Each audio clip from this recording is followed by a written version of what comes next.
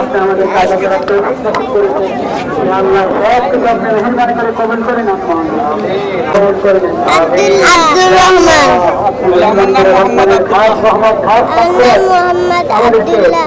আমার নাম মোহাম্মদ আব্দুর রহমান। এসেছিলাম ঈদের নামাজ পড়তে আসছিলাম। সবাইকে ঈদ মুবারক। সবাইকে ঈদ মুবারক। আমরা আলেম হতে পারি, আপনারা দোয়া করি।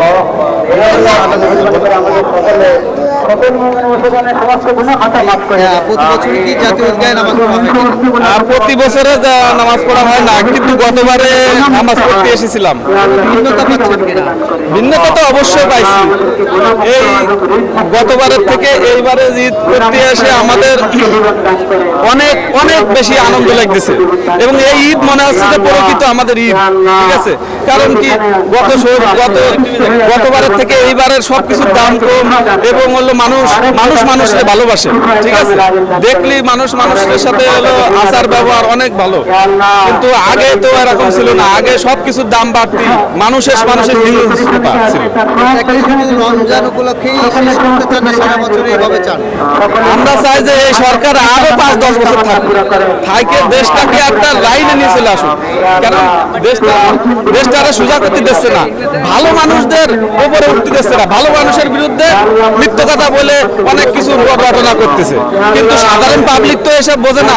সাধারণ পাবলিক কি বোঝে? তারা যে সংবাদটা দেয় সেটাই বিশ্বাস করে ফেলে, আমাদের দেশের সহজ সরল মানুষ। কিন্তু আসলে যে অনেক ভালো মানুষের বিপক্ষেও এই দেশের রাজনীতিবিদরা নামে যায়, সেটাই হলো এই 5,000 টাকার পরে বোঝা গেছে।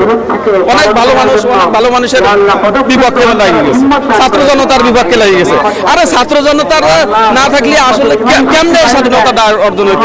ছাত্র জনতার রক্তের বিনিময়ে আজকে বিএনপিও তার বিরুদ্ধে কথা বলে। আর বিএনপির জনসমর্থন কয় পার্সেন্ট আছে? 30% আসলেও সবকিছু ভালো, সব সমর্থন করে না। বিএনপির সবকিছু সমর্থন মানুষ করে না। কারণ কি?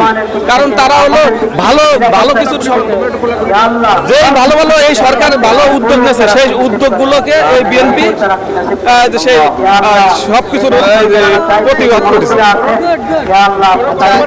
সব জায়গায় জামাত হচ্ছে